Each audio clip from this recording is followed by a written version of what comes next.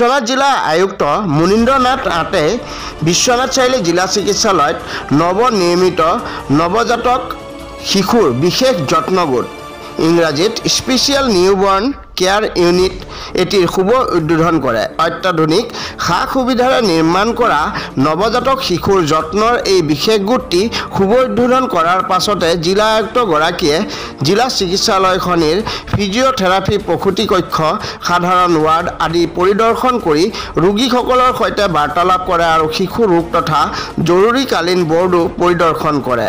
জিলা আয়ুক্ত মুনীন্দ্ৰনাথ নাথে লগতে চিকিৎসালয়ৰ ফাৰ্মাচী পৰিদৰ্শন কৰি ঔষধৰ ম্যাদ উকলি যোৱা তাৰিখো পৰীক্ষা কৰে। এই বিশেষ কাৰ্যসূচীত জিলা আয়ুক্তগৰাকীৰ লগত স্বাস্থ্যসেৱা যুটীয়া সঞ্চালক ডাক্তৰ যোগেন চন্দ্ৰ বে, অধীক্ষক ডাক্তৰ জোনালী গগৈ, নৱজাতক শিশুৰ বিশেষ যত্ন গোটটিৰ ভাৰপ্ৰাপ্ত বিষয়া ডাক্তৰ নৰেন কুটুম, ডাক্তৰ নৰেশ সাহু, জিলা আঁচনি প্ৰবন্ধক পৰাগজ্যোতি শইকীয়া আৰু অন্যান্য বিষয়া কৰ্মচাৰী উপস্থিত আছিল।